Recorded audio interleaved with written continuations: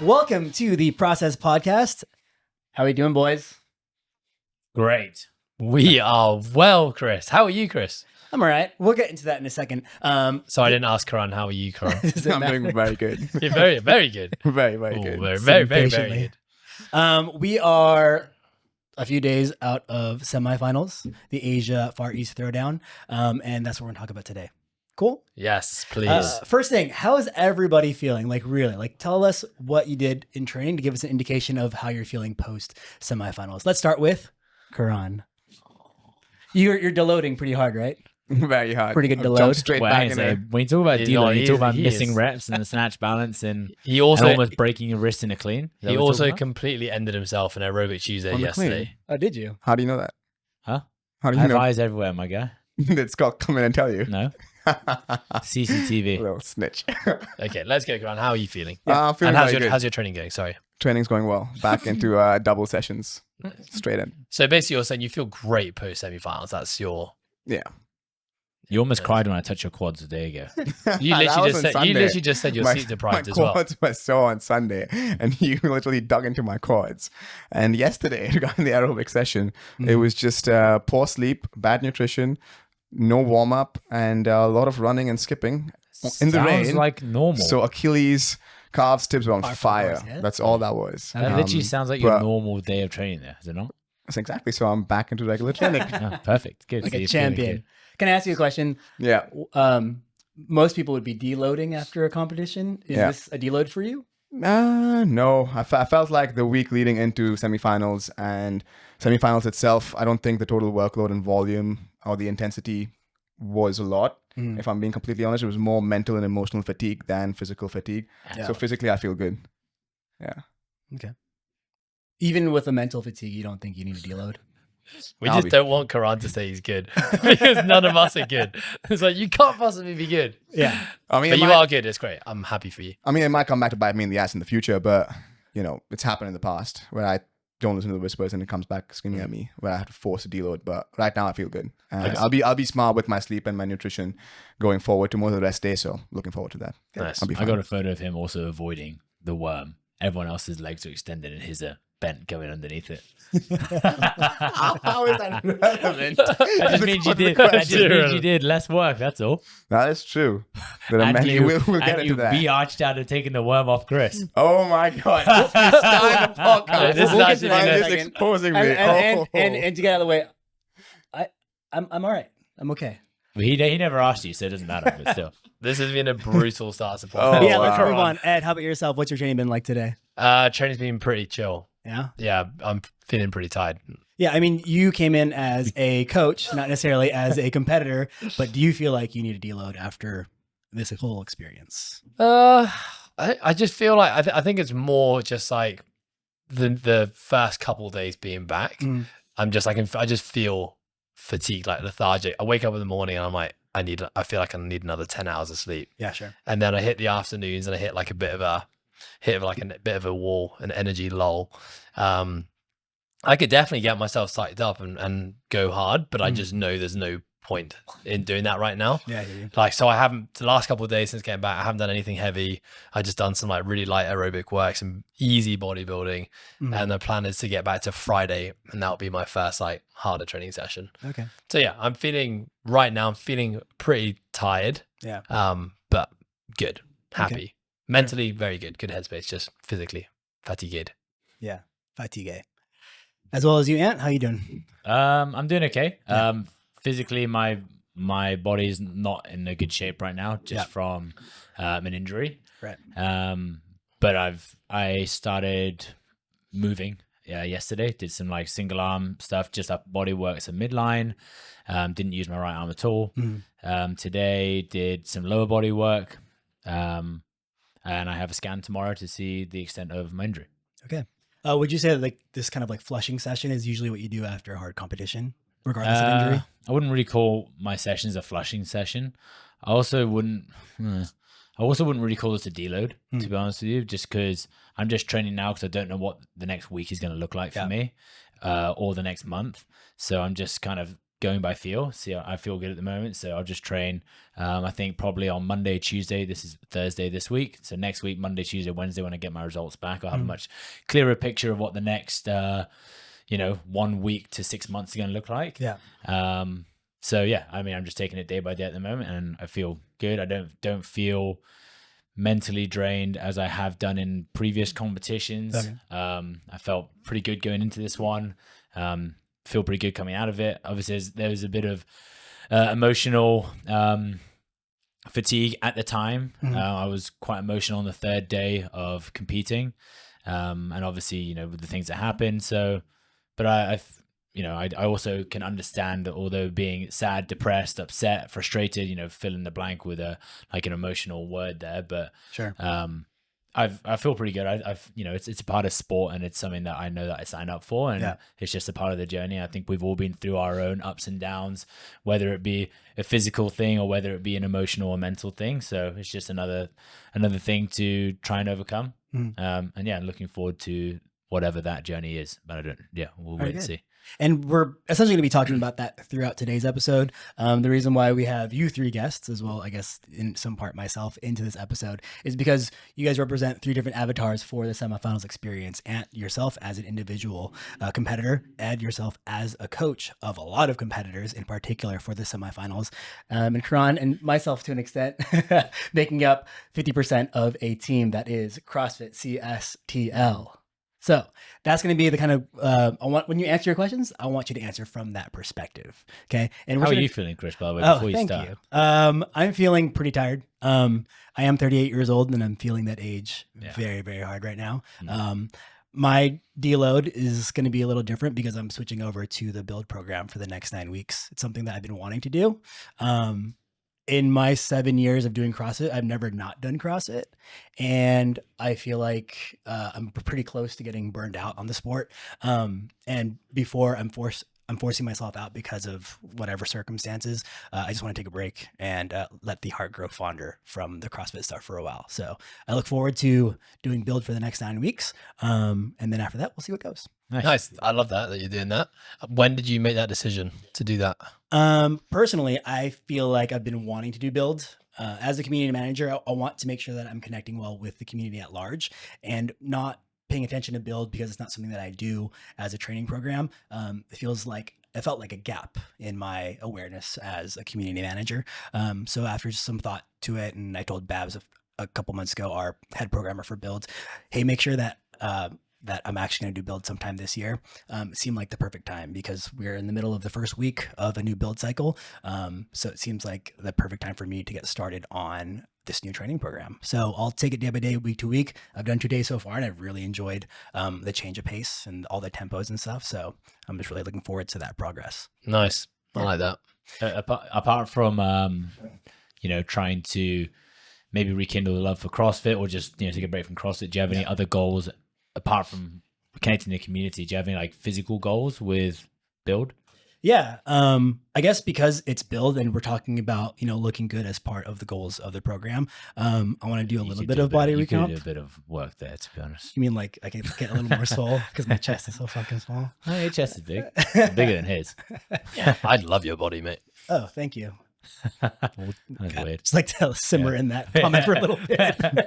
But yeah, I'll do a quick body recomp. I'll do an in-body scan this weekend, and then I'll revisit it at the end of 9 weeks just to see what happens. And I'm not going to be tracking my macros or anything like that, but I'll be more mindful of my intake because leading up to this competition, I've been pretty indulgent in the training, fuel, and just what my eating habits have been like is just do what you need to do to survive, especially during those 3 days of competition. I think I ate more sour candy than any other time in my life. And then we got to make a little bit of a change. Nice. Yeah. Looking forward to the progress, mate. Yeah. Thanks. I'm stoked for you.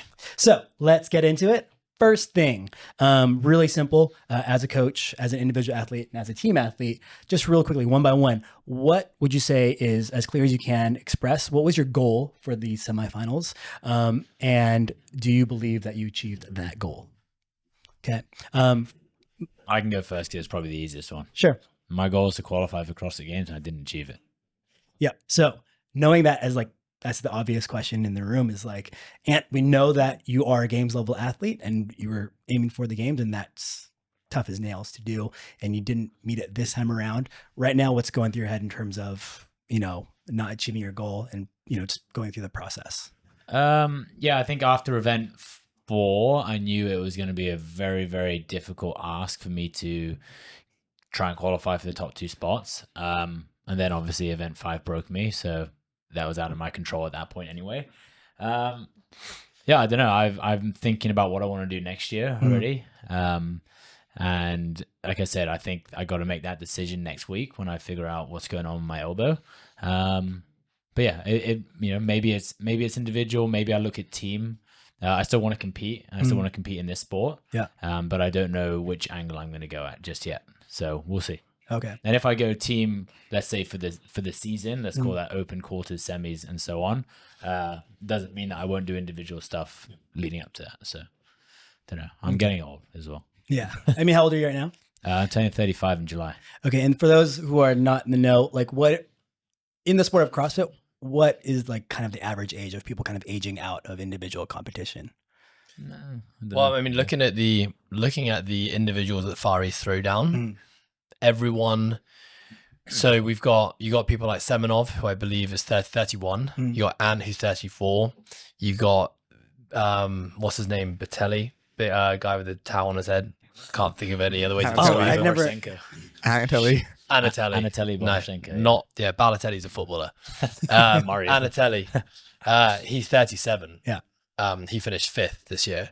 37. He's 37. Yeah, which is very, very impressive. Big bastard there. Yeah. So I mean, I would say there aren't that many people now who qualify into the age group categories who still compete at a high level in individuals. Although I did see Sam Dancer put up a thing saying he wants to be the oldest athlete at the individual CrossFit Games. Right. And I think he is 38.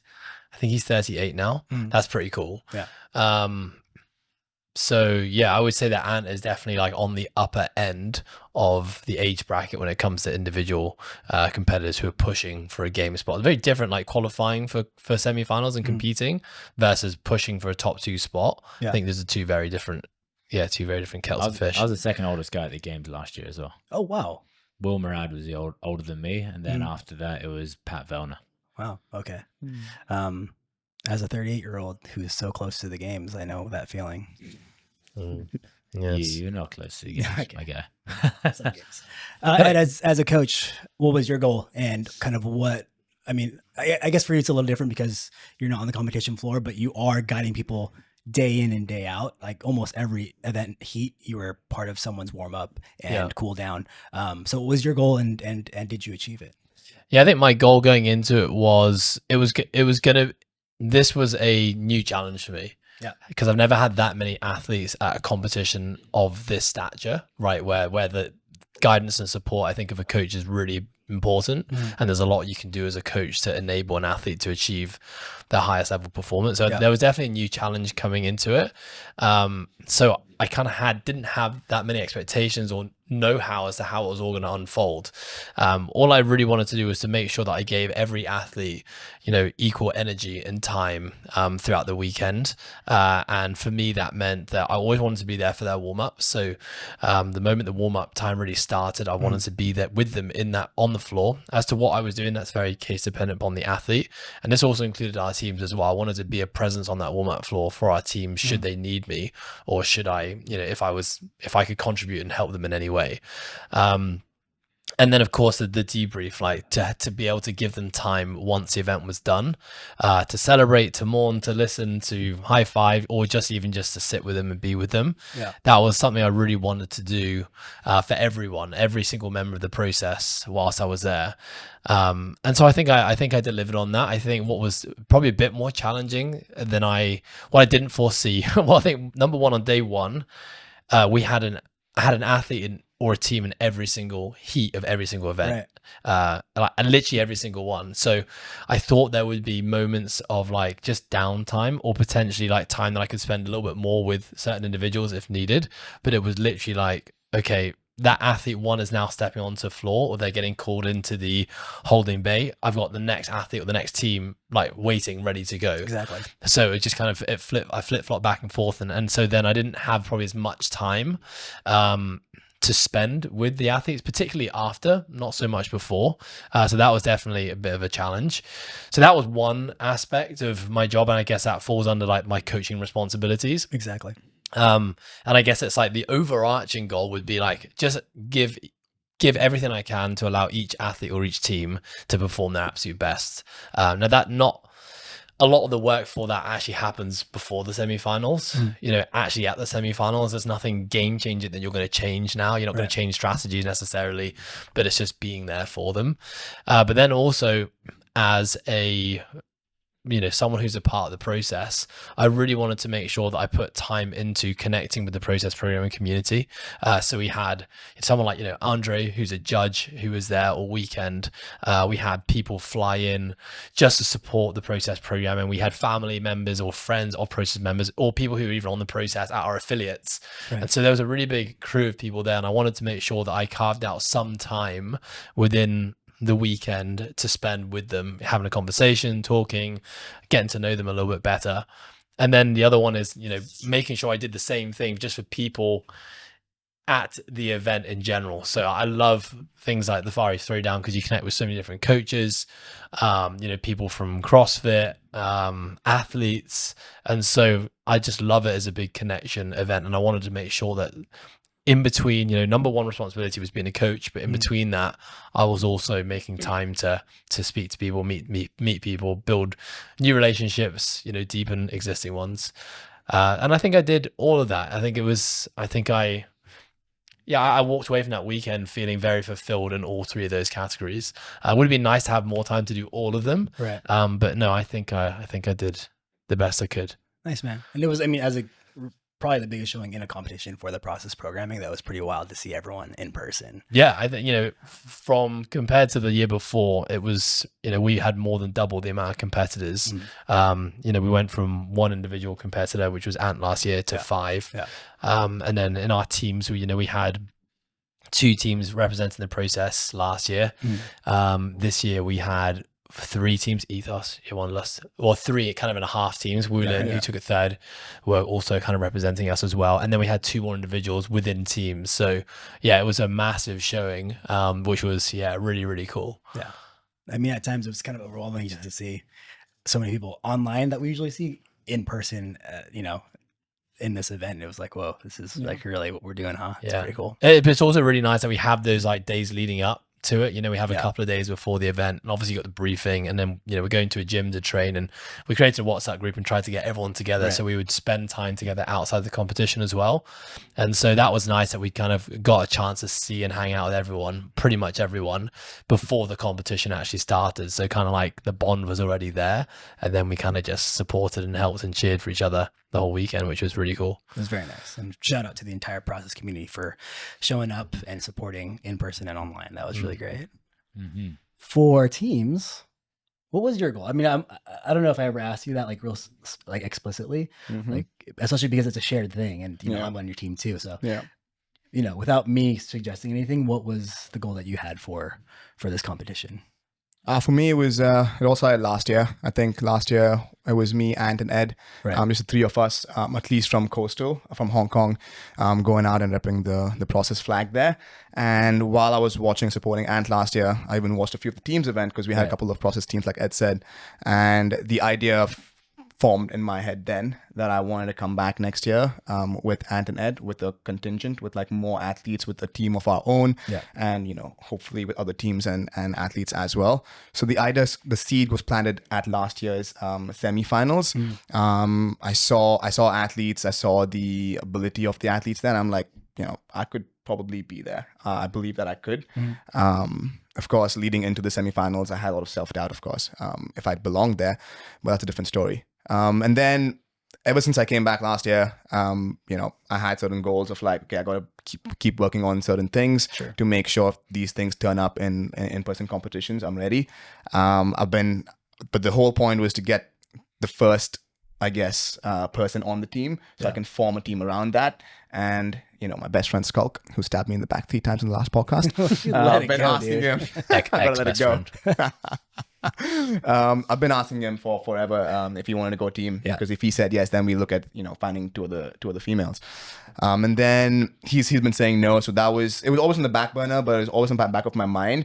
But I knew that something had to be done, and this had to like come into reality during the Open. And at that time, we had 2 new coaches join. We had Meg and Mark join our team, join Coastal. And when Meg joined, I'm like, it's perfect. Okay, Meg can be that second person, and we can build a team around that. In the moment that she and Mark joined the company, you were thinking, oh, she'll be on my team? Not necessarily. Once I realized that over a month or little over a month, I realized that she's not going individual. And she was open to team with discussions with her. I asked Meg, I sent her a text like, are you open to going team with me this year? She was the first person I asked, and she said yes. So then from there it sort of started. And for me, people that I asked to be on our team, for me, it was more about the journey. So that was one of the goals for me. It's not the athlete per se. Of course, I want to have someone who's similar fitness ability and capacity on our team. You don't want someone who's way too good or not so good. So trying to be diplomatic here. So it's also about the journey for me with that with the teammates. Right. So I wanted to choose people who I wanted to grow my relationship and bond with, which is why Skulk was the first option, and then Meg came in and Choose Chris. I came in as a desperation move, and I completely accept that. To be fair, I mean, Chris didn't cross my mind at all, not because of any other reason, but I didn't realize he was on our CSTL roster. I think someone mentioned it in this room, Okay. that why not Chris? Awkward And I'm like, wait, is he even on the CSTL roster? Can we register him as part of our team? Right. Once I realized that, for me, it was a no-brainer to ask you. Good save, buddy. Good save. To ask you as well. So to answer your question, for me, it was the journey and building relationships with certain people in the team. And I think the next part is, I don't know. I never want to say never, but I think, I don't know, but this might be the highest level of competition that I can probably ever experience in CrossFit. So I wanted to experience that being at a CrossFit semifinals, Right. Because I know that will for sure, make me grow and develop as an athlete, but also as a person, because I'm always like into individual sports. I've always played individual sports growing up. And I thought that going team would help me to grow as a person as well, and, be a better team player. And for sure, the last 2-3 months has, I think, made me evolve as a person and as a human being. So that was my goal, to grow as a person, as an athlete, to experience high-level competition so that will level me up, and to grow my bond and relationship with the people that I team up with. And I think I achieved that. I wanted to quickly interrupt this episode with a quick shout out to our sponsors, Today Well Spent. I've been using this journal for 2 years, and it has made a massive impact on my physical, but mostly my mental well-being. It is a guided journal backed by neuro and behavioral science, which I actually didn't know at the time. It has questions for you to answer at the start of the day, at the end of the day, end of every week, end of every month. And it's brought so much self-awareness to me of the things that positively and negatively impact my life. So if you're someone who cares about your physical and your mental well-being, which I think you do because you listen to this podcast, then go and grab yourself a Today Well Spent. Use the discount code THEPROCESS, one word in capitals, to get your discount. All these opening discussions in mind, this is first and foremost a competition. So one thing I definitely wanted to talk about with this competition in mind is, in the CrossFit season, this is our first in-person comp. The Open, the quarterfinals, everything leading up to this was online, and your competition was online as well. So you don't really know how you stack up against everyone. So this was the opportunity to share the competition floor. You have every heat, 10 lanes, and you're sharing that space with everyone. So one thing that I was really curious about, especially with myself, because I've never been in a semifinals either. And I've been really curious about what's it like to be with these other teams, especially because, I came late to the game as a member of CSTL, and I wasn't really sure how much warm practice was sufficient for us to get, to show well up on the competition floor. So as a competitor and as a coach, what's it like to execute in your lane with all these different things in mind, seeing that if you're in the middle lane or if you're in the outside lane, seeing how other people are competing, how fast they're going through their reps. You know, if it's a long AMRAP, some people going out too slow in the beginning or too fast in the beginning. How do you balance that, you know, in a competition stage? So, for example, one I'd like to ask you, Ant, about is there was an early event with with an assault bike, legless rope climb, and box jump overs. And in the first 2 rounds of it, because it was 7 rounds, you were probably on the back half of the heat. And then by the end, you caught up basically to everyone. So can you talk me through how you're able to kind of stick with your game plan and your execution with the thrill of competition in mind? Yeah, I think I think everyone talks about pacing and, you know, staying in your own lane and being aware of your own pacing, and I think that comes down to a lot of experience, knowing yourself as an athlete, knowing your capabilities, know when you can push, know when you might have to throttle back on things. But I also think it massively helps when you're in the final heat and you can watch athletes before you either succeed or crash and burn with certain strategies. Sometimes you just don't know. Like, you know, maybe you've done all the, you know, especially for us in week 1, you've done all the prep that you think you can do. And you're like, oh shit, I actually never tried to push the Echo bike harder because I thought it would blow me up on this or that, you know. So then you can see people, they kind of try it. Then, you know, at that, the couple minutes before you step on the floor, it's like you can manipulate your strategy a little bit, but again, it depends on how confident you are in your own ability. So I think that's something that is very important to be able to do. And again, the more times you can do that and the more times you expose yourself to it, the better you become at it. Also that comes with, you know, having, you know, for me, I have Ed in my corner and I can maybe bounce ideas off. Maybe, you know, we spoke about like how to turn off the box when we're doing the step downs. There's a high step down. How to do the transitions, where we should possibly push. And I think, you know, immediately after the workout, we identified that I probably could have pushed the bike a bit harder to maybe gain a bit more time and finish maybe 1 spot higher. But no, I think when you're in that situation, it is very easy to get overawed by people starting off fast. You know, like you said, I was the last guy off the very first bike. But I also understood my own capability on the legless rope climb. Didn't think I'd be the best box jumper out there, but a lot of people did end up losing time, and I think I stayed consistent on it. But yeah, the legless rope climb allowed me to catch up to people, and because I didn't end myself on the first bike, my bike also stayed consistent. So actually reflecting back on it, I could have had a better time by actually pushing faster on the bike. Not a sprint like some of the guys did to start. But I guess to answer the question is knowing your own limits, and pushing those limits. So, you know, I think some people sometimes just go in blind and just will like send that bike to start just to get a head start.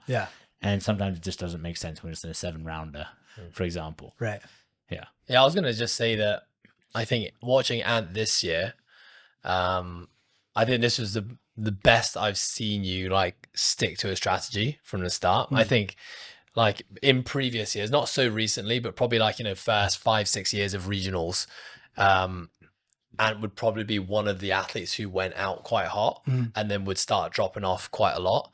And so it was really cool to see. I mean, the 2 workouts that really jumped to mind are event 1, which was the run and the clean and jerks. Run and clean and jerks. You know, he just set off a very consistent pace. And like in Asia, the top heat has a tendency of going really fast. There's a lot of big, powerful guys. So if there's anything which typically starts on an erg or a single, like a monostructural modality type thing, it's always a really fast start.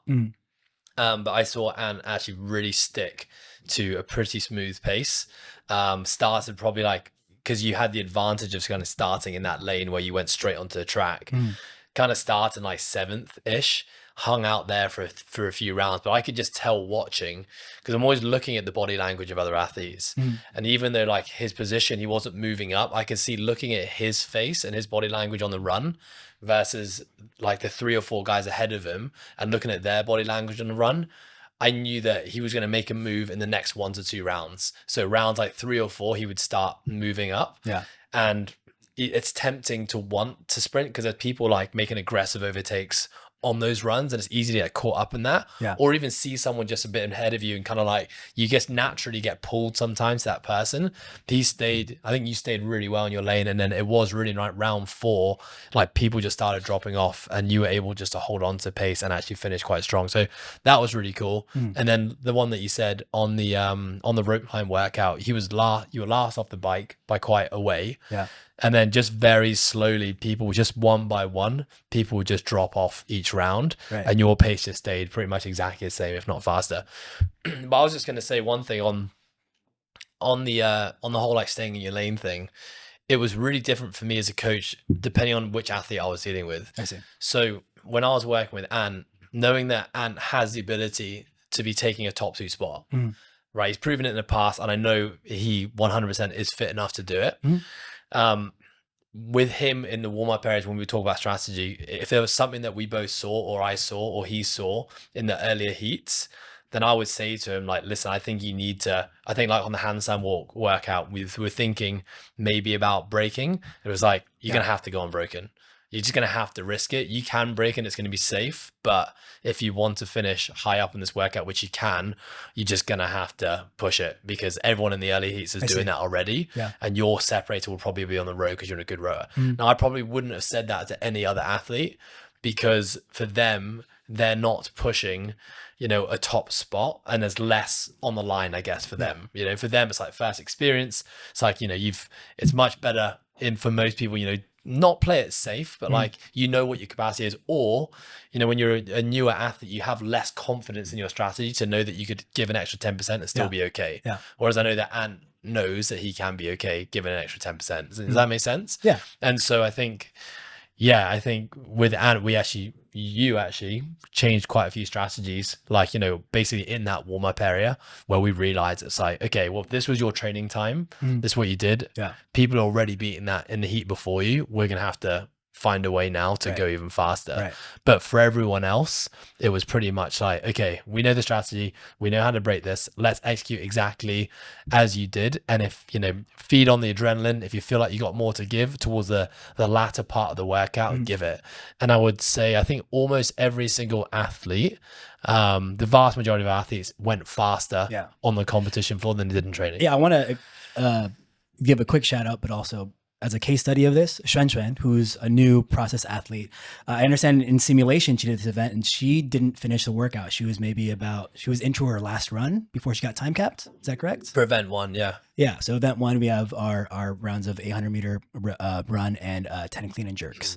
So for her, she was an excellent example of making sure that she understands that you need to start at a reasonable pace and just play the long game and stick to it. As a coach, you know, she finished her event with, I think, 30 seconds to spare. So she went under the time cap. So can you just talk us through what she did that in your mind was the winning strategy, and just kind of, you know, let's debrief that a little bit. Yeah, well, I think what was an interesting challenge for me with Xuan was that I only started working with her a week and a half before the semifinals. So I'm definitely not going to take credit for the fitness that she has. Like, she came into that semifinals with already a lot of fitness and skill sets. And really all I could do was, you know, give her advice on strategies based on the limited information I knew about her, having seen her train here for two and a half days and having seen her in other competitions in the past. So that's really all I could do, and just kind of just be there to support her, you know, emotionally, like kind of on the weekend. So one thing I had noticed really quickly, I think number one, when we watched her in Shanghai, so she competes against Adele won the women's division. I think Xuan took second, I believe. She was on the podium. Yeah.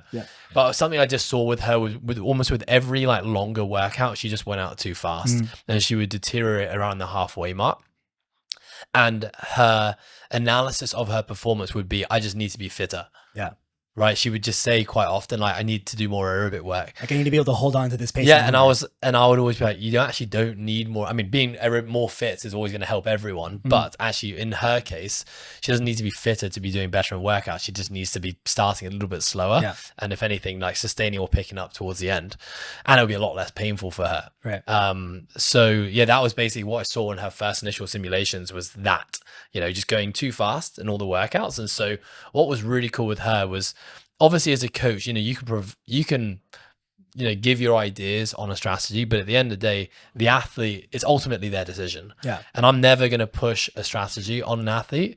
What I'm going to do, I might ask them if they're open to hearing my thoughts, and I'm going to try and explain my thoughts and where they're coming from. Yeah. But ultimately, I'm going to give it to them to make the choice. And I say, you can definitely stick to what you want to do, but if you'd like to, try this, and I can help you, come up with some pacing strategies. And so, she did the first workout in simulation. We did an iteration of it again. We just did 3 rounds of it, I think about a week before. And even though she tried to slow down, she was still going too fast. So I did like a round split, a run split, and then a clean and jerk split and a transition split.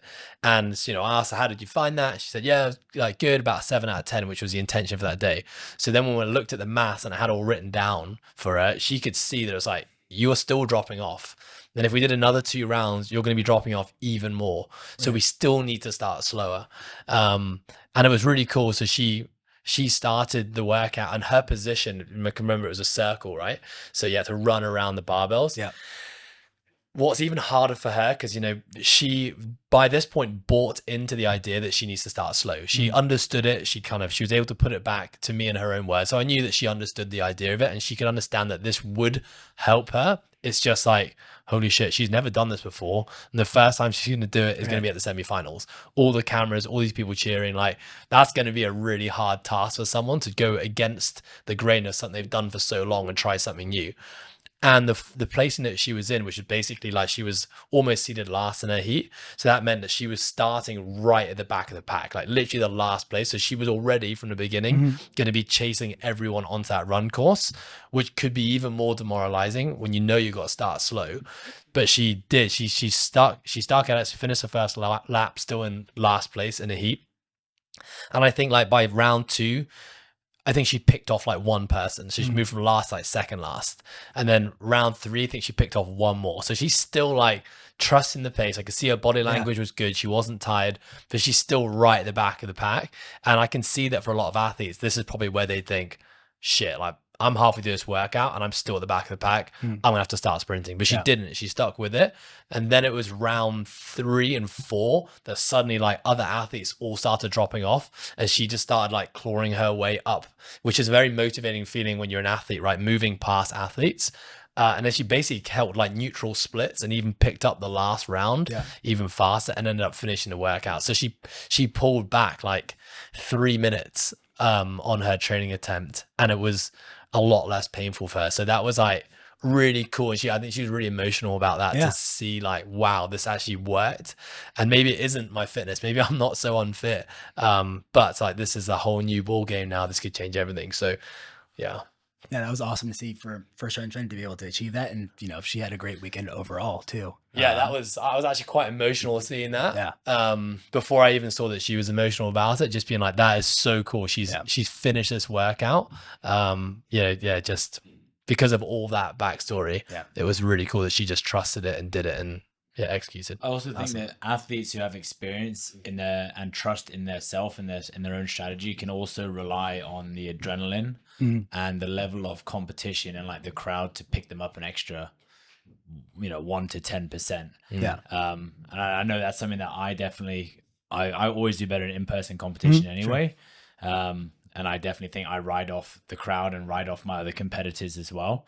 But again, that can be like something that helps athletes, but that can also completely bury other athletes as well. It can like really make them go into their shell and almost like capitulate under pressure. Is that something on a event by event, competition by competition basis, or is it like if you do it one way, that's kind of your story?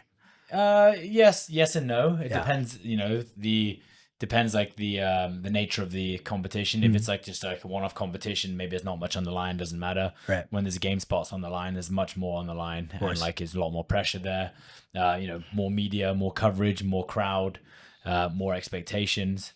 It just depends. Workouts, some workouts you might look at it and be like, I'm gonna fucking hit every single one out of the park. Yeah. Or you might look at it and be like, I'm gonna get completely squished by every single workout, and it sucks. I mean, it's interesting that you're talking about that, about the crowd vibe and everything, because Mr. Sanjeev, you just introduced your goal as seeing last year's semifinals, thinking, can I do this? Maybe I can.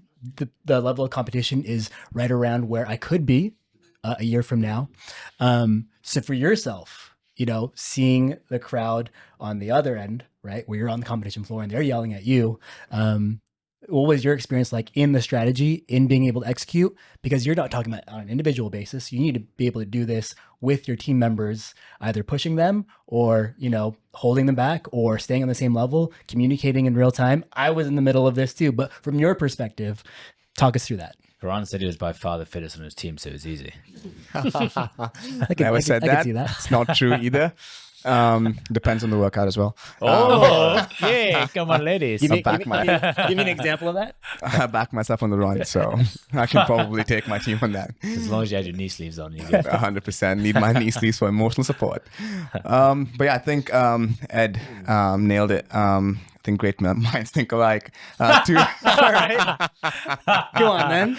It's two main factors. The first one is perspective, like what's on the line. Yeah. If you're aiming for a game spot or a podium spot, or you actually have realistic goals of finishing very high, versus I guess for us it was giving our best, and I think a lot of the team was having fun. Yeah. But we also agreed upon the fact that okay, we're gonna have fun, but we're gonna obviously strategize to the best of our abilities according to our strengths and weaknesses and give it our best shot. Yeah. And that's how we're going to have fun. Can you briefly, just to provide some context, leading up to the first event, what kind of situation are we dealing with as a team in terms of injuries and Good question. So that's the first factor, right? Yeah. The second factor was individual versus team. So you got to take into consideration each team member, what we're dealing with, whether it be strengths and weaknesses, personal health or injuries, stuff like that. So I think each of our team members had their own personal struggles leading up to Busan and in Busan as well. Talking about health and injuries, I guess, Meg was hospitalized a month before Busan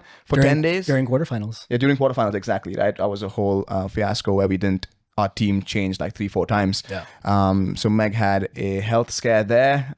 She got back to the gym, she got back into training. And then 2 weeks out from Busan, she had a grade 1 MCL tear. That was 2 weeks out. So that she was carrying that injury into competition. Although, she tries to push through a bit too early, a bit too hard. I think she was smart about this. And with Elena's help, she was smart in rehabbing it and doing what she could. But definitely, she was not as fit or as strong as she could be. Couldn't express her full fitness as she's done last year. So we have Meg with an illness as well as an MCL tear. Steph? So Steph and I were the only people who I thought at the time didn't have any injuries or health scares. Did I have a health scare? We got to know after day one that you come and tell me I've been carrying a back injury and I'm not able to bend down and tie my shoe for the last month. It's not an injury. I had It's just me being no fucking idea old. until you tell me. But I guess for you as well, you've been carrying something that's been bothering you for the last month or so with the back injury, and I'm sure that was at the back of your mind and played maybe a small part in I guess the performance as well, right? So that's there. And then for Steph, it happened the week off. The week we're gonna fly. I think 3-4 days before, where she had a high fever, she felt sick, and she couldn't basically get out of bed. She hadn't consumed any food, so she was feeling weak and dizzy. So like with all these different things in mind, let's say event 1, right? We're all holding the worm and we're doing our rope climbs and wall facing handstand push-ups and echo bike, and just trying to hold on to that thing. Since this is a team event, knowing those things in the back of your mind, how does that influence your decision making as a team member? I think for me, event 1 was all about settling my nerves. I think I was emotionally and mentally fatigued, and I was not mentally present or focused in event 1. I was definitely very nervous. I had self-doubts if whether I had imposter syndrome. Do I even belong here on the semi-final floor with all these high-level athletes? And after event 1, my nerves were settled. So I don't think event 1 is a good representation of my decision-making or how I would perform in an event or express my fitness. But I think Meg stepped up in places where I wasn't calm or cool, especially event 1, and you stepped up in terms of fitness and carrying the team and doing more of the reps. So it was a team collaboration there where I was suffering under the worm, but you picked up on the reps, on the movements, and Meg was keeping a calm, cool, collected mind and making sure that I was doing my calls and cues. Can I ask on event one, what was some of the, because I know you came off the floor and you were like, oh, I really wasn't present in that workout. What were some of the things that was like, what were you feeling? What were you thinking? And then what was the actual physical manifestation of you not being present? Like what was actually happening on the floor? I actually backed myself in live competition. I mean, I haven't done too many, but I've done like 2 or 3, and I've always like stepped up or rose to the occasion, and I've, lived in the moment, been present, enjoyed the music, the crowd, and I've had fun in events. And I thought, oh, it'll happen. Once I step on that floor, I'll be perfectly fine. And I usually like dry heave or like feel pukish before any event, even before the open or quarterfinals at our own gym, at home gym at Coastal. And that was happening before I know you event take a one. ritual dump. I didn't know that you. Yeah, I was dry heaving, went to the toilet a few times. So all this was happening. I'm like, this happens every time. I'll be fine when I go on the floor. Okay. I get on the floor and it says 3, 2, 1, go. I thought it'd be a countdown of like 10 seconds. And I'm waiting, and these 3 guys went up to the worm, and I haven't gone up to the worm yet, and they're waiting for my call. And my call came so late, and I literally whispered to myself, 2, 1, go. These guys didn't hear me. For context, when we practiced the worm as a team, we said, Karan, you're gonna say, 2, 1, 2, go. 1, go, and we should all hear it. Yeah. But this time I you said it whispered to a little myself. bit to yourself. Yeah, so I wasn't loud and clear with my cue. And then once we started, the first one was rope climbs, and Ed had fun view of my rope climbs. I was a mess. Oh my God, the rope was flying all over. Obviously, What were you saying, Ed? Well, I mean, He was just shaking his head going, what the fuck is this? no. I mean, I can obviously see that he was like not quite with it. Okay. Which is, I mean, obviously didn't say anything, but so I think like the first couple rope climbs couldn't clamp his feet. Okay. And then there was other things happening, like his foot was getting stuck in the rope. Oh, it was geez. like an anaconda was wrapping around his foot somehow, I and he didn't was just know like anything stuck about there this. with his foot in it, and it would just like he let go, and I almost got whips in the face on one of the ropes, and I was like. You're behind 5 meters. barricades, yeah. I sent He was the just rope like there. sending this rope flying. There's work that needs to be done there. Like Yeah, it's sure. happened in 2 events now, like the quarterfinal workout pretty and funny, yeah. this, where my rope lengths haven't been efficient on the descent, and it's costing me. I would also laugh because you guys had to hold the worm on a certain shoulder. Yeah. And then Karan would just go running back and just pop his other shoulder in and just stand there like, oh, job's done. And you can hear, I couldn't hear them, but I could see the team saying like, other shoulder. Yeah. Shoulder. Oh And my God, I Karan heard like that plenty of a few times. seconds And later, then he'd I be like, pop oh, back shit. in. He'd pop over the other side. It was Yeah, funny so to those watch. were the things that happened because I wasn't fully present and focused, and I was making silly mistakes like this. And then the next thing was during the rope climbs, I'm like, oh my God, we have 20 plus more minutes of being under the worm. I didn't want to be there. Like, You didn't want to be at the competition? I didn't want to, I wanted the event to end. Like, I didn't want to be there. And like my mind, I was panicking. And when I'm panicking, I didn't want to be in physical pain. And, and that worm was way heavier than what we've practiced. Yeah. And we did it with Dave as well, versus Meg. So I felt like a lot of the load was falling on us, especially when we were towards the front end and the back end. And then the next thing that happened was I didn't want to take one for the team, if I'm being completely honest. Like, I didn't want to step out of the worm and go and do my reps on the Echo bike. There was a point in time. There was a point when someone had to go on the Echo bike, and then all you were saying was, go, go. And you didn't say who. We You all, just didn't want to be the guy. we all 4 cleaned the worm up, and we're all just hanging out in the worm. No one's going to the Echo bike. And it probably should have been me who should have gone to the Echo bike, because other people You're I think are already pretty fresh, gone. I literally spent less than 30 seconds on the Echo bike in that event, which is why I decided to do the last test with you. But yeah, those were all the things where I didn't want. That's good of you to admit all that, by the way. Yeah, the first event was like settling my nerves. I think after that, I think I was fine. I wasn't nervous anymore. Yeah. But getting back to your question of like, what are the things we can control? I was basically focusing on the controllables. We've been through simulation. Yeah. We know our strategy. We know our strengths and weaknesses. So it's easy to stay in your lane when you're not competing for a spot. You're not competing with the others because you know you're limited by certain things. Yeah. So you're just working to the best of your abilities. I don't think there was any occasion where we looked at others around us or other teams around us in any of the events, in any of the heats, and thought, oh, okay, we gotta do this or change this or Yeah, that. I would agree Which there. goes to Ant and Ed's point of like, you know, you have to play the field when you're an individual. You have more under your control when you're an individual. You can play the field, and you also, if you're with more experience or if you're aiming for something like a game sport, you have to play the field. Yeah. Versus we didn't have to do that. And we also have limitations with our fitness abilities. Like I can't see someone load up 143 and be like, okay, I'm going to load. You know, I know what I can hit for the complex. So Yeah. I think. I mean, that was one thing that was really interesting for me to revisit as an athlete with a coach on the floor. I mean, my sports background, the most relevant one would be like high school wrestling, where if I'm in the middle of something really tough, my coach will cue me to do something different, to take advantage of whatever's going on with the opponent. One in particular was with the worm thrusters. When we were getting back from the run, I thought Ed said hips down, because we were doing that to get a better pop for the clean.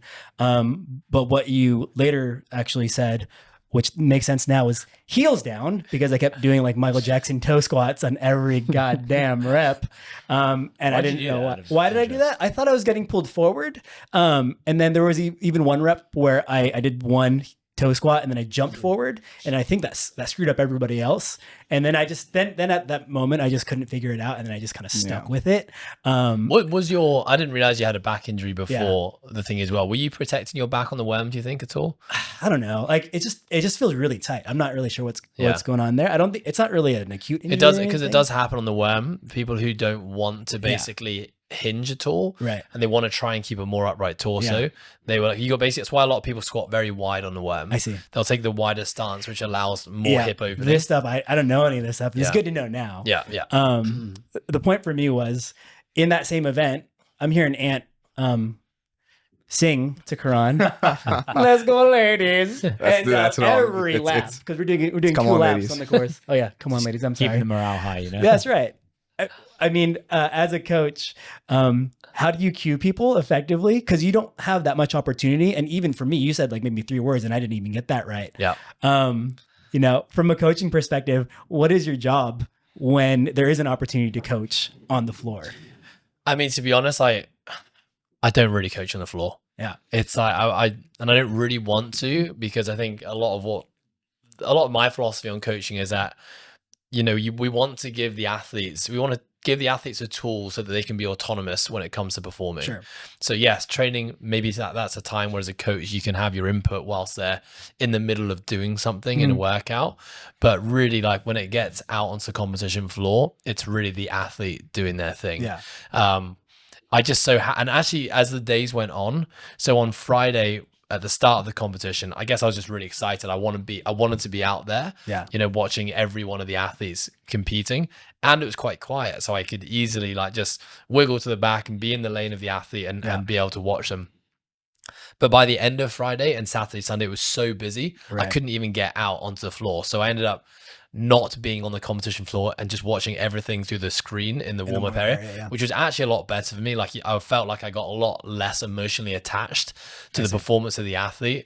And I mean, like after 3 workouts on day 1, and I've been screaming and shouting and cheering and trying to help, I was like, actually, I can't sustain this for 3 days. I need to stop doing this. Yeah. And also, like, I don't really want to be doing it. I think sometimes, like, as an athlete, you need to be intuitive out there. And like Karan did, like, you'll learn from the experience. Okay. So maybe a coach could have helped you out in the moment, but generally speaking, like, especially with the team, kind of got to let the team do their thing, unless it's something that's like really major. So the reason I shouted out to you was because I'd seen in the last couple rounds your toe squatting, which is pretty bloody impressive, to be honest. It was all toes.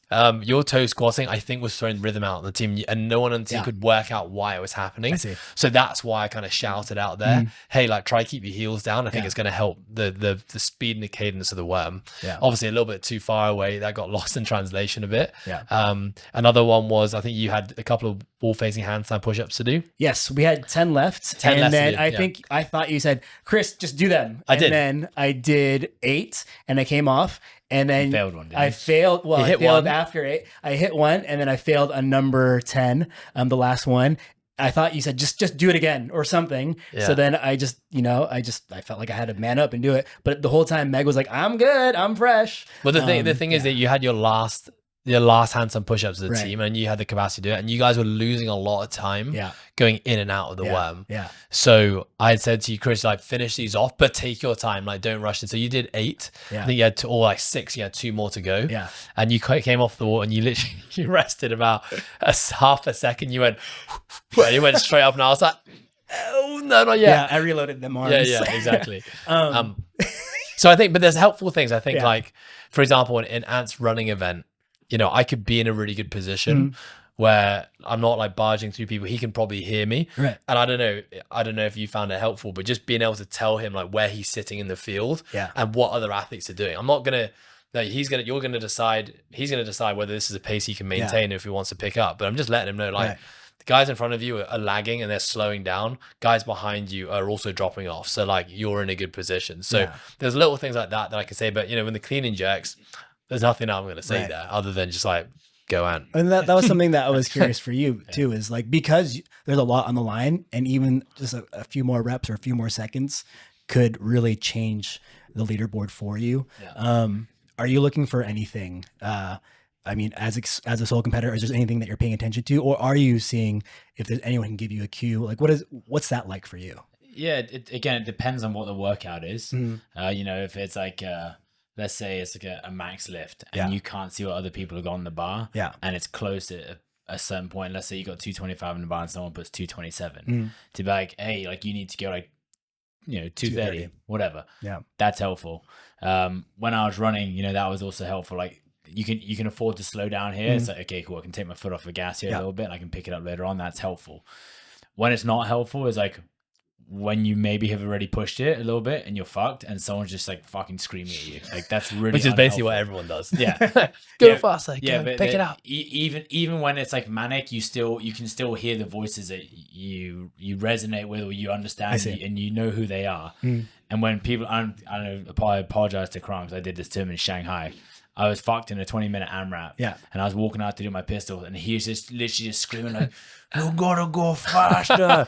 You gotta go. He's 1 rep ahead. And I literally turned up to the stadium, and I was like, shut the fuck up. And I'm pretty sure in the middle of your AMRAP? I'm pretty sure, and I'm pretty sure the entire crowd heard it. And he went, I could literally hear him go, whoa. Like, in front of everyone. But you know, like that stuff, good. Like sometimes it's helpful and sometimes it's unhelpful. If you're fresh and like, you know, you can, again, like this comes down to like the coach as well, and or the spectator in this instance, like actually being able to read the signs of the athlete as well. Like if someone's already hands on knees and you're essentially just becoming a cheerleader, often it's not helpful. And I would also say if the athlete needs you to shout at them, they are not self-aware and they need to do a lot of work themselves. I see. If like they need the coach to be like, hurry the hell up, John, and get on the wall, like that's just not helpful, honestly. And often that will just put the athlete in a deeper hole. Or like, you know, like you did, like you thought he was telling you to get up on that wall straight away. Like it made you fail that last rep, where if you could have rested an extra 3 to 5 seconds, you could have cranked out the last 2 and not fallen off that wall. You know, but again, there are definitely helpful times and there are very unhelpful times. And sometimes, you know, it's appreciated when people are screaming at you and just telling you to get on with it. Maybe like an echo bike is something like a good example. Like you just got to send it, like you just got to suck it up and just go. But sometimes like when it's a technical thing, like you see this a lot last year, the seated legless rope climb. Someone's like, just go. And you see people panic and just like put their hands in the rope. You're like, you're not ready to go yet. And they just fail a rep. That's not helpful. But no, I do see the validity in having the coach there or having people there around you that understand your capabilities, abilities, and also what you're trying to achieve. I also think it's key that, you know, any coach and athlete relationship, you know, there should be honest communication of what you want. I see. Right. So some people may ask like, hey, when I get to whatever part of this workout, I need you to scream at me to push me. And if some people just say like, you know, just let me know where my other competitors are, that's going to be helpful. Or it might be like on a snatch, like, can you just remind me of what my cues are before I lift? So I think as an athlete, if you know that having a coach or someone do a specific thing can help you, but you also know there's other things that might not help you, it's really important that you got to communicate that. And I think that's something that I'm always trying to collaborate with my athletes on. I think, you know, with Ant having worked together for so long, I don't need to ask him what those things are anymore. I pretty much know that it's like in the warm-up area, Like, I'm just going to be there for him. Right. I'm going to hold him, I'm going to do many little things that's going to require less time and energy for him to put towards, so he can just focus on his warm up, like heat timings. Like, if there's any strategies or things that other people are doing, because he's not watching it right now, that he needs to be aware of. That's pretty much my job. And if he has something or he needs something, I know he's going to come and ask me, what do you think about this? Or what are your thoughts on this? Yeah. I don't need to be probing him to be saying like, you got your strategy down. What are you going to be doing this set? Yeah. What are you like? I'll just say like, all good. Let me know. I'll just be here. It is where the transparency and the communication way before the competition day is really important, because by then you should really understand each other as athlete and coach and what is necessary, without having to probe about it in the competition floor or warm up area. But I also know, when we went to Shanghai, because I've coached you on the process programming for the last 3 years. Yeah. But that was the first time you'd ever had a coach at a competition. And I remember you didn't really know like how to use me as your coach. Yeah, for sure. You were like, oh, this is really weird that I got someone in. And I just said like, well, I'm just here to, if you need anything, like ask me anything and I can do it. But I won't impose myself on you, because you've competed before. And if I start imposing myself, I could throw you totally out your game, and that's not what you're going to want to have to deal with. And so I think a good example for me was Adele this weekend. The semifinals, was that I'd never, obviously, like I write the program that Adele follows. But Ant predominantly is the one who coaches her through the process programming in terms of feedback and video reviews and stuff. So I'd never really coached her like in a hands-on way at a competition, or in a more like personal way, I should say. Sorry, that was not the right words. Sorry, Adele. So we had a conversation before, and I also know like, Adele's nature as a person, like she's quite a strong-willed woman, that she wants to do a lot of things herself, probably a bit more reluctant to ask for help. I see. And so I kind of getting to know her a bit better since kind of herself and Ant have been together, and getting a bit more of a feel for who she is as a person. I basically went to her before the comp and said, I know that you're this kind of person. You're probably never going to ask me for my help, but I want to just say now that I'm here to help you in any way that I can. Here are the things that I can do to help you, as to which of those things you would like, you just let me know. And like, I would love to do that. And it's like, you're not a burden on me if this is my job and this is why I love doing this stuff. So please like use me if you think I can help you in any way. And I think that was an important conversation to have.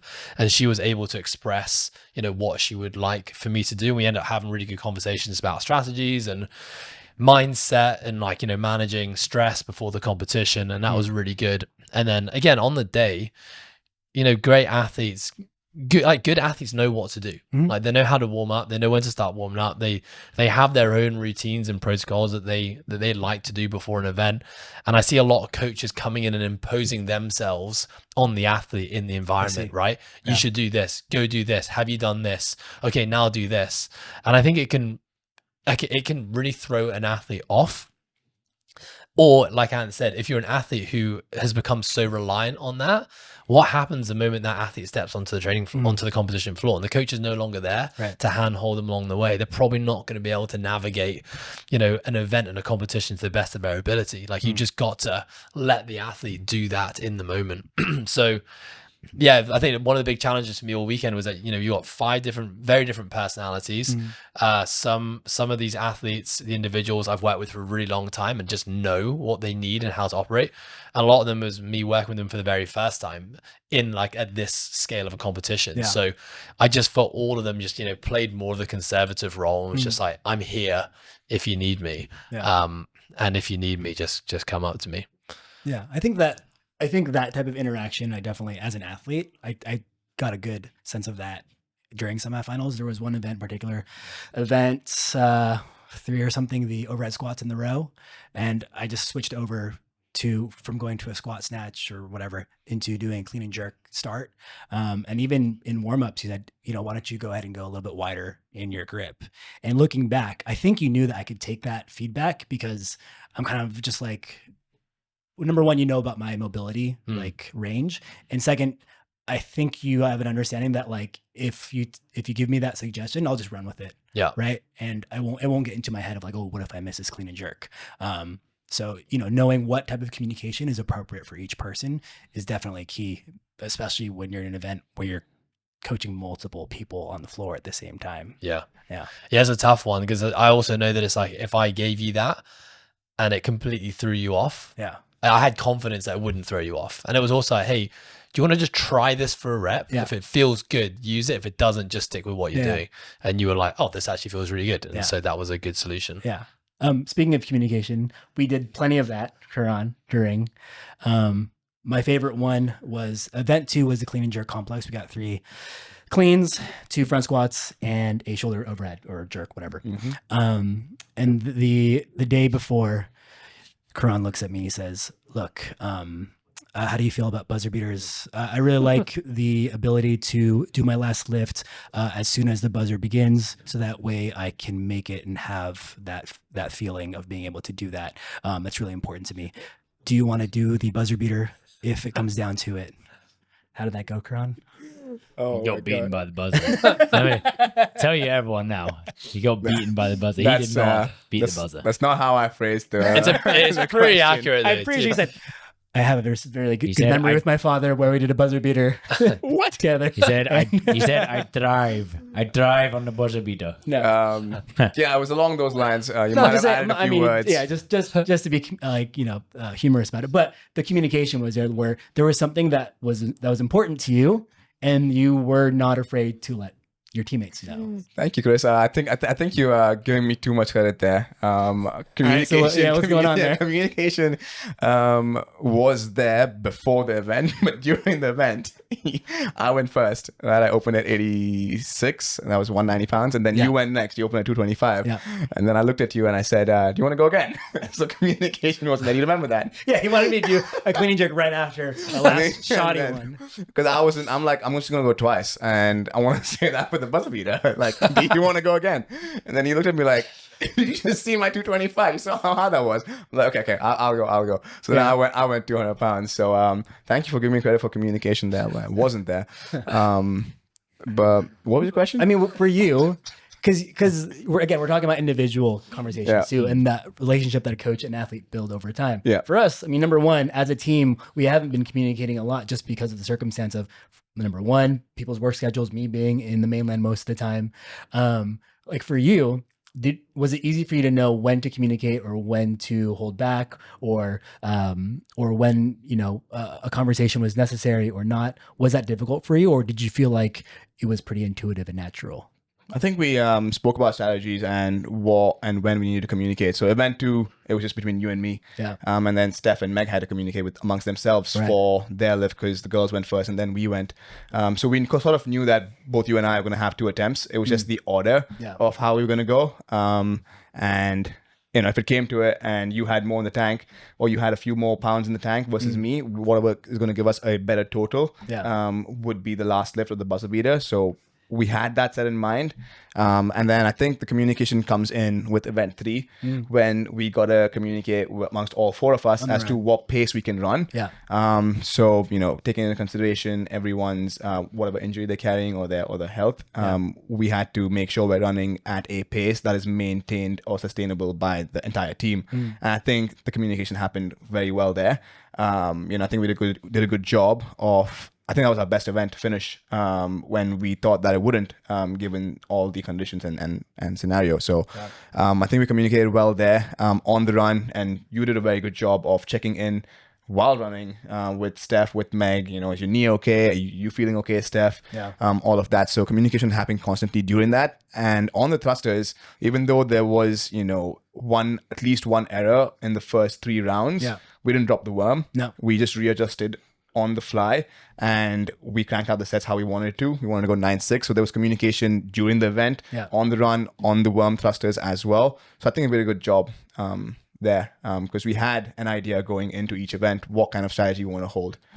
So, yeah. I think that was, from the outside looking in, obviously you essentially voted as team captain, whether that was a self prescribed thing, or is it a team? I'd agree with that. I mean, you're captain material. I don't think it matters who voted you in or if you voted yourself in, but I think watching you go from the quarterfinals where the team is basically created and then go through to the semifinals, I think your communication improved a lot, and it wasn't necessarily the communication. I think naturally as you work together as a team, your communication through the physical stuff, gets better and better and better the more you do it. But I think I really saw you step up in being like a middleman to like help people navigate their own issues outside of the physical harm that CrossFit puts onto your body. Yeah. I think that's just something everyone accepts, and it's nice when people say, hey, I'm fucked, can you help me out? Yeah. But it's like the actual, everyone has their own shit to deal with going into competitions or just living life. And I think you did a really good job of being like a mediator and just maybe a shoulder to lean on or someone to just listen. So I think well done with that. Thank you. It definitely set the tone for the team to know that Karan's going to communicate really clearly. So I better do it too. Yeah. Right, to the best of my ability. So You know what you didn't communicate well on there? Sorry? You didn't communicate What very would well that on be? Bumble. Your Bumble communication in Korea was poor. wait, you were communicating on Bumble? Not talking about this on a podcast.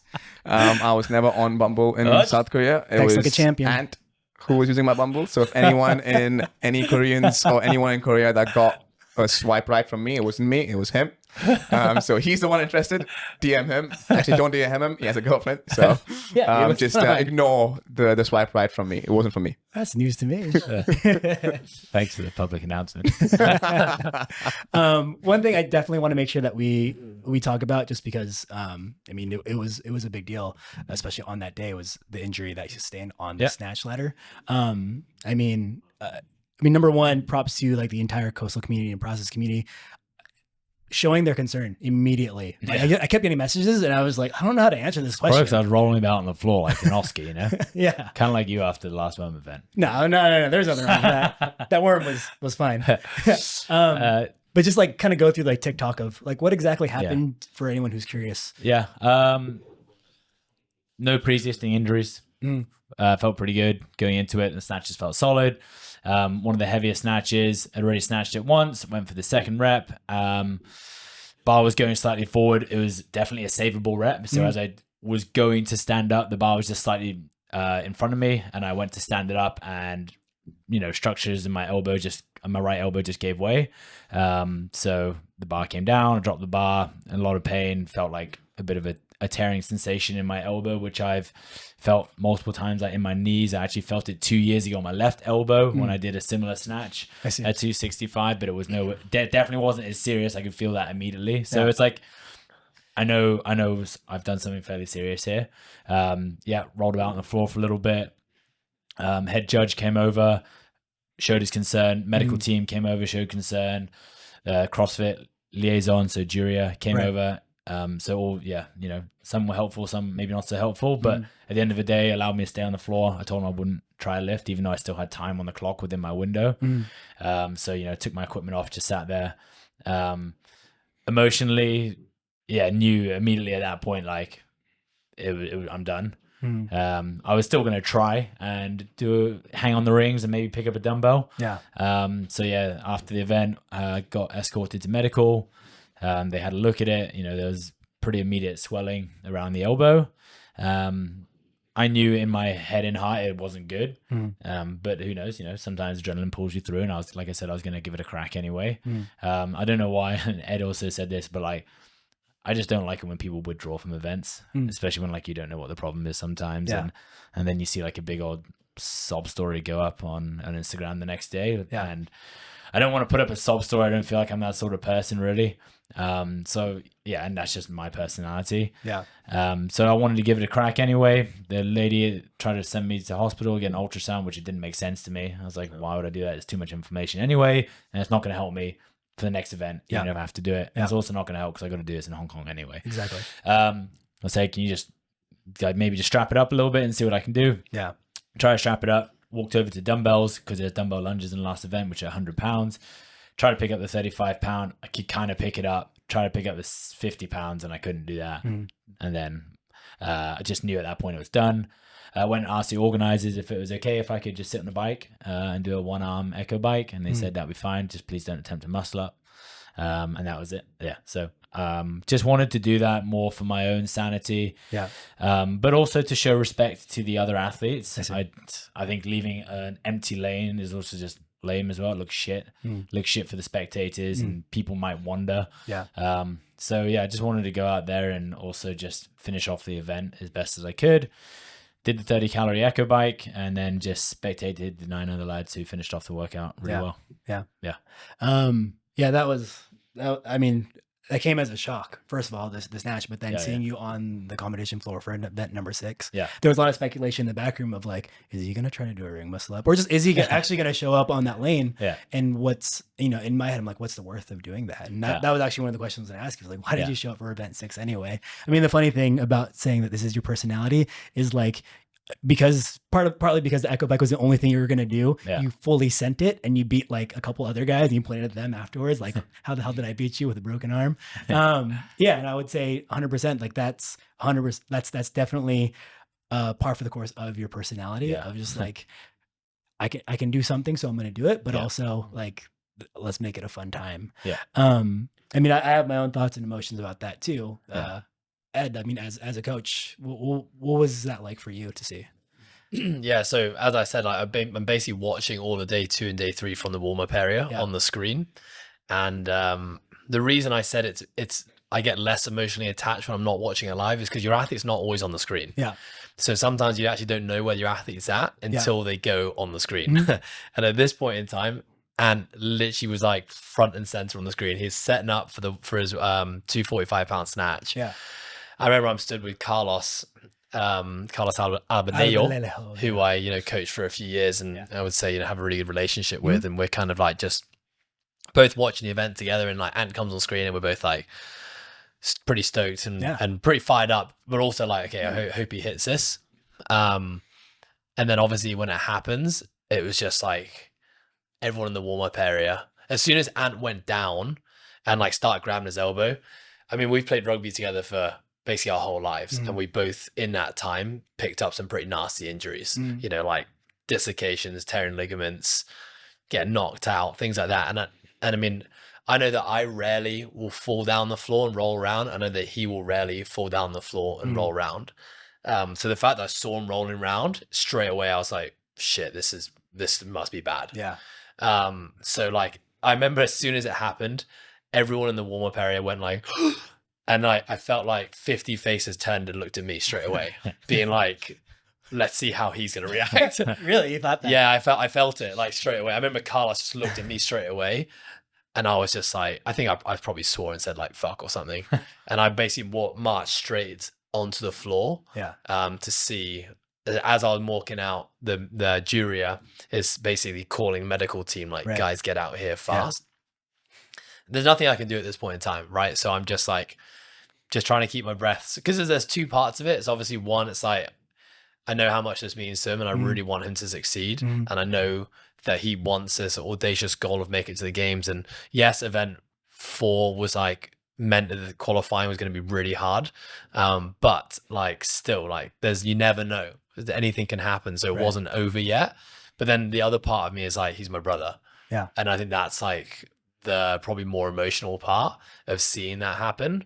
And I mean, even in rugby, like, we're teammates, and if anything would happen to him, like if someone would throw a cheap shot on him or something, like I would always get very fired up and like, run in. I don't know, it's just a brotherly thing, I think. So I think in that moment, I'm carrying more as like him being my brother, than I am thinking about him as my family. Than I am, sorry, thinking about him. That would have been a great quote, and I just completely butchered it. That sounds like a John C. Reilly, Will Ferrell. I was thinking about him much more as my brother versus him as my athlete. Like the athlete side of things, actually in that moment was like the last thing I cared about, and it was just making sure he was okay. And so I obviously see the medical team around him. By this point, he's like stopped writhing around in pain, and he's kind of sat up. And as soon as I saw him kind of signal to one of them, like, I'm okay. I was like, okay, he's okay. And I like totally was like, yeah, I trust that he's actually fine. Because again, I think just playing rugby for so long, you just know that when someone gets up and they're like, all right, they give a little nod and they're okay, then you just know that this person's going to be okay. And it was more like, I just thought maybe it was a bone break or like a dislocation. That would be a lot more serious. If I was going to see his like elbow like hanging off at 90 degrees, that'd be a little bit harder to take, I think. And obviously it's straight away, then you've got like 50 people running to me being like, is he okay? I'm like, I'm seeing the same thing as you here. You know, like I'm not on the floor, so I don't know. But, you know, knowing him and the fact that he's now sitting up and saying he's okay, I think he's going to be okay. So yeah, it was tough. And obviously then I joined him in the physio, in the medical tent. And, you know, at that point, you know, I've been in that position many times, you know, like you're playing in a big match or a big event. You get like an injury out of nowhere that stops you from doing it. I know the emotions that you're going through at that time, and I could see him going through those emotions. At first it was like denial. It's like, nah, elbow's good, I'll be fine. You know, like I want to do this last event, and you just got to let him. I just had to let him move through it, and then at some point it's a realization, the acceptance that it's like, okay, this is my competition over, and then the emotions that come with that, and then it's like, okay, then I just got to move on to the next job now. And he moved through them pretty quick, and when I say pretty quick, like within a matter of minutes, it was like a minute of denial, a minute of realization, and then it was like a minute of acceptance, and then it was a minute of, okay, move on. And, you know, then he was back in the warm-up area and, you know, having a laugh and kind of accepting that this has now happened, still supporting everyone else who was still going out there. So that was really cool. I know. What are your thoughts on that? Mine? Yeah. Can you remember any of that? Or? Yeah, I can. Yeah. I remember the lady told me to go get an ultrasound at local Korean hospital, and I think we both told her that was stupid. And then she moved my arm in a certain way, and it was really painful. And at that point, I just put my head on the table, and then, I remember shed quite a few tears at the emotion of just not being able to do what I was, you know, had come to Korea to do. And I knew, you know, you asked at the beginning what was my goal. That had gone. Obviously, no one wants to get injured, so that sucked. But then also just like, you feel sad, you feel depressed, you feel frustrated. Why does this happen to me? You get all those emotions, but then it's like I said at the beginning, like I can be rational about it. You know, I'm putting a lot of weight over my head. My body's in a fucking weird position in an overhead squat, and like, you know, shit just happens sometimes, and like sometimes the body breaks, and then you just got to rebuild it stronger and get back at it. And you know, I think it just tests the will of an individual. To see if they're going to bounce back or not. I don't think I need to prove it to anyone to come back and do it again. But I would like to prove it to myself that I can come back from, like, you know, I've had surgeries before, I've had bad injuries before, and it's just another bump in the road. Seriously, like, some people come to that realization, like Ed said, in a matter of seconds or minutes, and some people might take 6 months, 12 months. But I think the faster you can come to terms with it and then move on from that, if you've actually dealt with it, then great. Then, you know, your road can hopefully become clear with the diagnosis, and then with the team around you can build a plan to get back to wherever X is you want to be. And I think I'm in a healthy and good spot emotionally and mentally with it. You know, like afterwards I was with Adele, and like it was emotional as well. Because I could see she was emotional, but not trying not to be. Because she was basically holding a poker face, but she could see that I was also trying to hold a poker face. And then eventually it just gives. That also happened after event 4 as well. So it's just a part of the package. And I think all good athletes go through that. Anyone who's putting their body on the line in any sport, bar maybe chess, I don't know, you know, you're going to go through these pretty horrendous injuries every now and then. You know, touch wood that people don't, but otherwise it's just a part of the sport. And I can understand that and be rational about it. What about you guys? Anything to add to that? Well, any new perspectives? I mean, I want to hear a little bit of what you have to say, just because you've looked up to Ant for so long. You know, you've aspired to be more competitive, and you know, you guys train together and everything. And what was that like for you? Yeah, for me, I think I'm not the best in these kind of situations. Ant knows that very well. Yeah. Shit, we actually talked about that. Like after the row in handstand walk, and that was one of the moments that was a low point for you. We were actually talking about, like, I'm really bad at these moments. I don't know what to say. I just walked over. I just walked over, gave him a fist bump, and then I just stood there by the side, just to be there, kind of.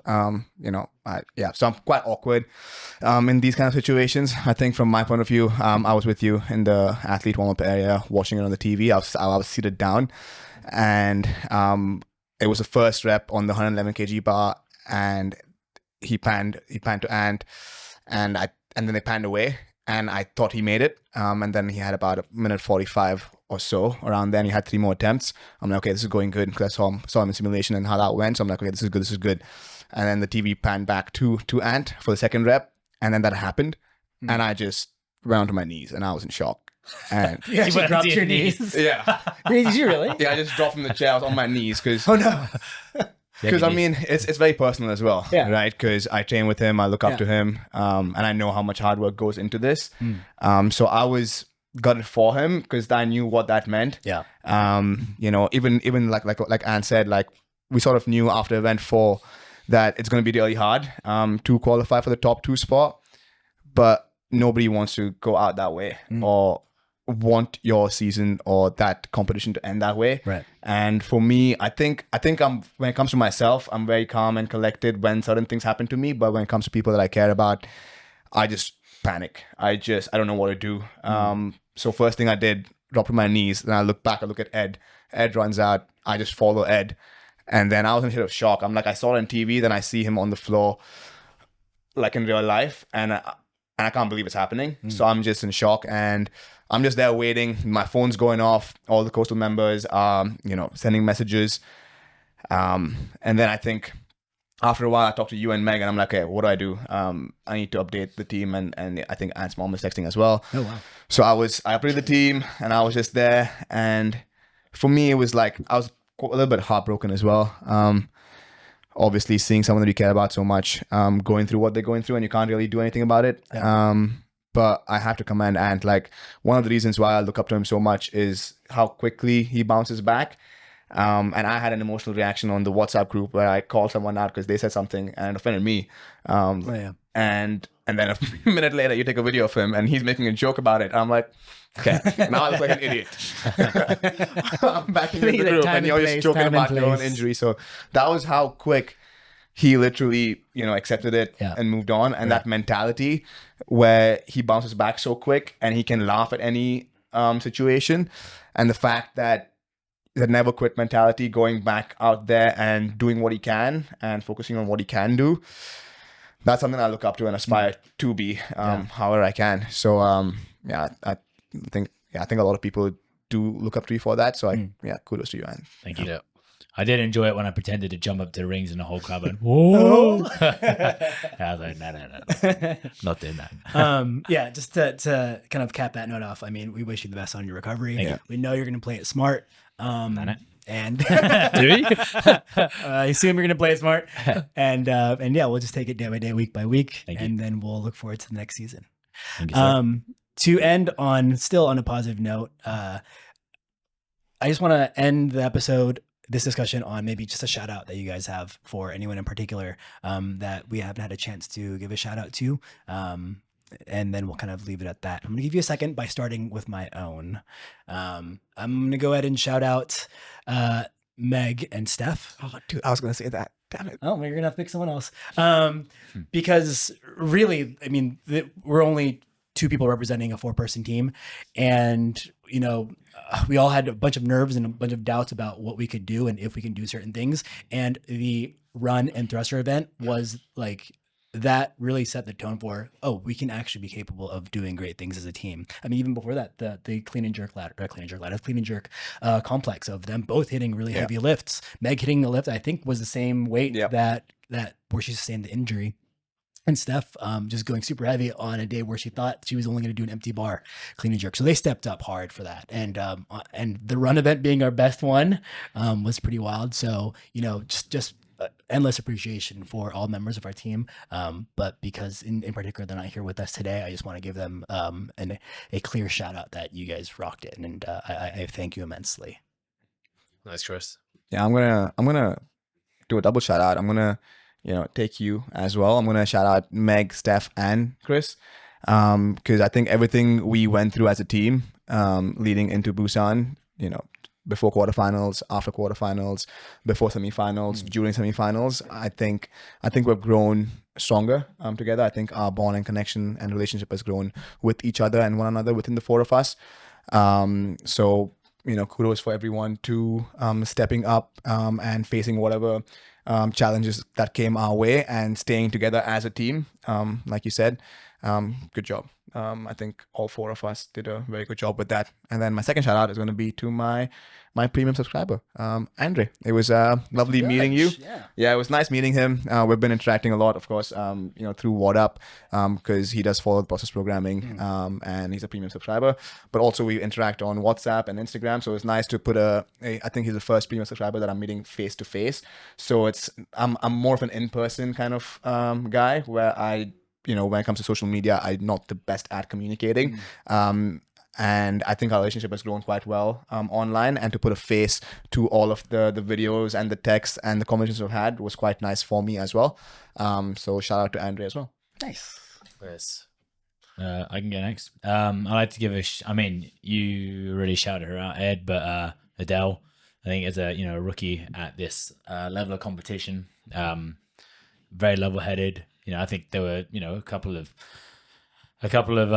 trips and whatever before, but to see the way that she handled herself out there with the best in Asia was really cool to see. Yeah. And it depends on what she wants to do in her future, but it seems like a very bright future, and she's improved a massive amount in the last few years since training with us in-house here. And that's not just down to the programming or the group she trains with, a lot of it's down to herself as well. And yeah, she was super impressive, so shout out to her. And I guess the last one would be to Ed. I think personally we've worked together for a long time, and of course we have like the family relationship as well, but it's I know the position he's in, because I'm also done that before, not at this competition, but you have to be selfless, and most of the time Ed is selfish.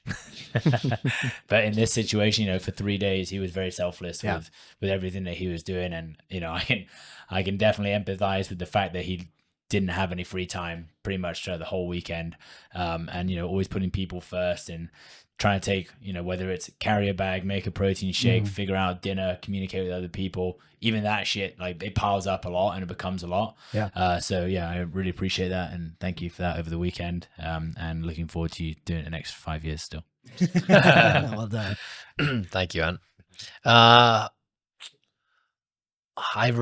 hate like singling a person out for a shout out.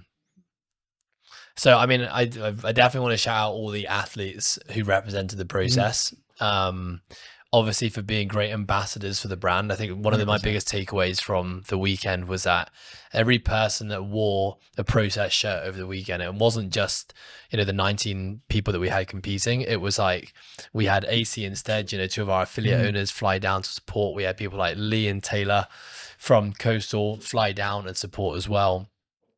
We had members from our affiliates, families, just individual subscribers all come down and wear a process programming shirt. And I genuinely feel that every person was in alignment with who we are as a company and what we believe in. And that was really cool.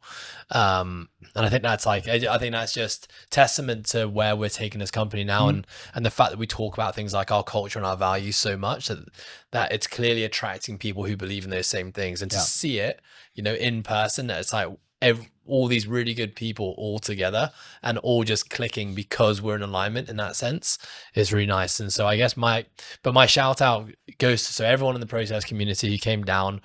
I'm gonna have a list of shout outs here. I want to also shout out every single person that just came out of their way to come have a conversation with me, whether it's to share that they listened to the podcast or that they appreciated something that we're doing for Asia and CrossFit, or it's a post that I put up that impacted their lives, or it's just like a meet and greet, like, hey, I've followed you or I've seen you and would love to meet you in person and have a chat. I think I really commend people who do that. It's something that I think about a lot, and it's something I always want to do, really shake someone's hand or give someone a hug in person, tell them I appreciate them and what they're doing. So that means a lot, every person that did that. But I guess a big shout out goes to, what my job was for the weekend was to help all these athletes, achieve whatever it is they wanted to achieve on the competition floor. And to allow me to do that, it takes a lot of trust and openness. For an athlete to allow me to be a part of that journey, and it's genuinely something I love doing so much, and it brings me so much fulfillment. the selfless part doesn't feel like a sacrifice because it was something I really enjoyed doing and I want to do. So yeah, just thanks to every athlete and every team who represented us and allowed me to play a very small part in, you know, their weekend and their experience. Yeah, shout out to you guys. Nice. Yeah, that was an amazing weekend. Just gonna leave it there. Can't wait for another one of those. We have other competitions throughout the calendar year. But yeah, I only see us moving upward from there this time next year in different ways. So from everyone at the process, thank you for listening to our semifinals recap. And yeah, we'll talk to you guys next time. Thanks, Chris. Thanks, guys.